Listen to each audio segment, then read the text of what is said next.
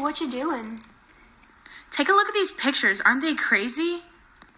Who are those children? What are they doing? I know, it's creepy, right? What happened here? Wait, isn't that the Willowbrook experiment? The what? The Willowbrook experiment. It's some pretty messed up stuff. Is that the one where they gave the kids hepatitis? Not just any kids. Mentally disabled kids. Whoa. Let's go back to the beginning. Warning, what you're about to hear is very disturbing. So, the end of World War II. There's a 375-acre facility on Staten Island, and nobody knew what to do with it. Some wanted it to be used to house disabled veterans, but others had different ideas. Yeah. Governor Dewey of New York argued that it should be used for mentally disabled children. I mean, there were thousands of them in the state. He believed that because these children could never become functioning members of society, they required, in his words, a high degree of tenderness and affection. But did that ever happen? No, definitely not. But we'll get to that later. The school opened in 1947 with only 20 patients, but by 1955, the number reached a staggering 4,000. There is no way the conditions at that school could have been good. Well, you're right. It was understaffed, unsanitary, and it actually developed a reputation for being, well, disgusting. Wow. So these poor conditions eventually led to an outbreak of disease, more specifically, hepatitis A. Hepatitis A, a highly contagious liver infection causing a variety of symptoms, such as jaundice, diarrhea, and vomiting. It can also cause liver failure. So was there a vaccine or any kind of cure for it? No, but someone was looking for one. Saul Krugman was a scientist who came to Willowbrook and questioned how the outbreak happened and what could be done to fix it. Well, did he fix it? And how? So that brings up the question of how to make a vaccine. Typically, a weaker or inactivated form of the disease is used, some way to introduce the pathogen to the body's immune system and allow it to prepare for the next encounter with the disease. That's not exactly what was done here. In this case, blood taken from the patients already infected with hepatitis was used to develop an antibody. So, unlike a vaccine, he didn't inject them with the disease itself, only the antibodies necessary to counteract hepatitis. This protective antibody was used in 2 experiments. The first experiment involved patients already admitted to the Willowbrook School. His antibody was injected into some of these children. And these were the uninfected kids, right? Yeah. Half of the uninfected kids were given the antibody, and the other half acted as a control group. Then they were introduced to the rest of the Willowbrook population to see whether or not the antibody prevented them from contracting hepatitis. So what you're telling me is that they put the uninfected kids with those that had already been infected during the outbreak? And that's not even the worst part. Wait until you hear this next bit of information. After testing had begun, patients were still being admitted to the facility, and they were part of a new experiment. All of the newly admitted patients were injected with the antibody, and half of them were given hepatitis. We mentioned how the antibodies were given to the patients. Injection. But where are you going with this? So, how are they given the hepatitis? How do I say this politely? A number 2, a dookie doo. 1 word, 4 letters. We get it. Poop. What? Everyone does it. But not everyone's forced to eat it.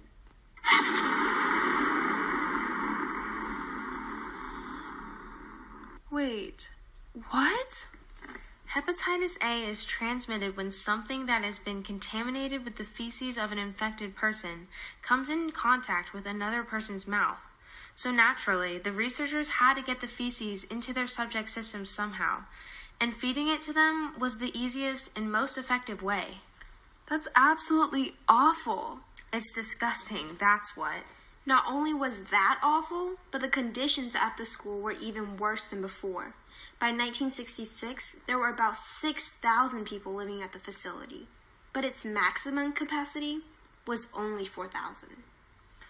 The conditions were so bad, when a doctor was fired from the school, he contacted a journalist, Geraldo Rivera, to investigate and expose the graphic details of the experiment. In a documentary about the Willowbrook School, he describes the filthy conditions that the children were living in. Take a listen to this. The doctor invited me to see the conditions he was talking about, so unannounced and unexpected by the school administration, we toured building number 6. The doctor had warned me that it would be bad. It was horrible. There was one attendant for perhaps 50 severely and profoundly retarded children. Lying on the floor, naked and smeared with their own feces, they were making a pitiful sound, the kind of mournful wail that it's impossible for me to forget. This is what it looked like, this is what it sounded like, but how can I tell you about the way it smelled? It smelled of filth, it smelled of disease, and it smelled of death.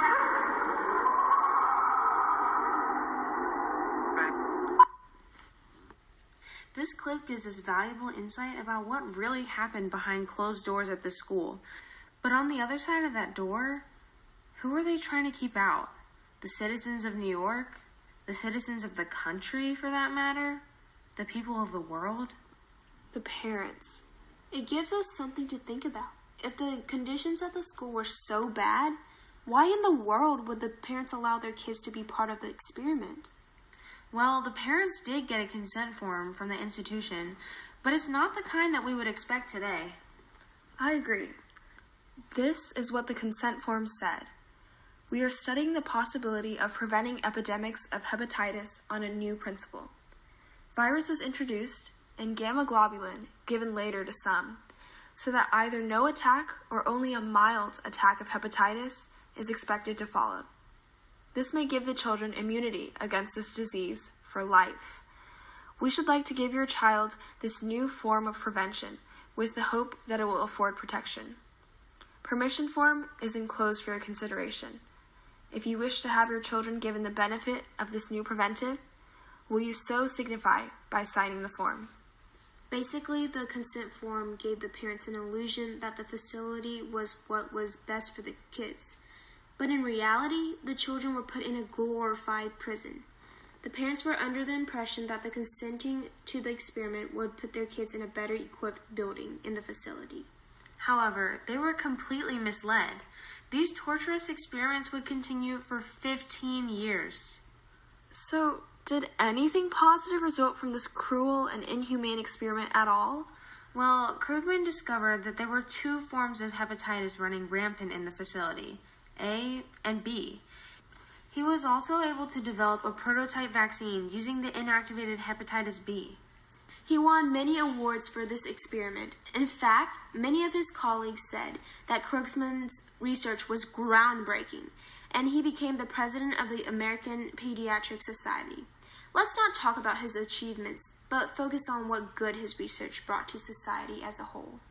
Despite being very questionable, his research contributed to the development of the vaccine for the strains of hepatitis in future generations. He was also well known for his work leading up to the creation of the rubella and measles vaccines. But let's think about it. These children were given the chance to be completely inoculated against the disease. Yeah, even without the experiment, there was a 30 to 50% chance that they would have contracted hepatitis anyways, and it would have been a much more harsh version of the disease. So let's list the pros and cons of the Willowbrook experiment.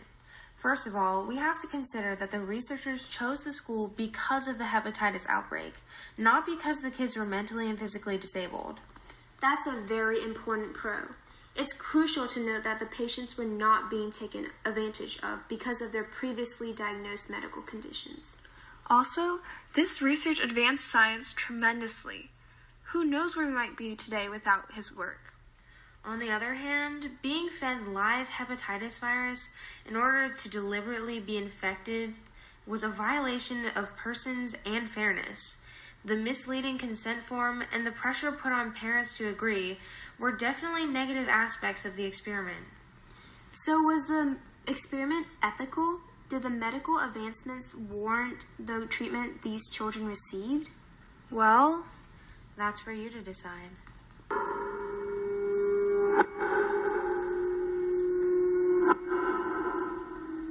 special thanks to William Lee for his vocals, the ants who invaded our work area, and our snack providers for the evening. This was Sharon Lee. This was Sophia Nicolosi. And this was Grace Sun. We'll see you next time.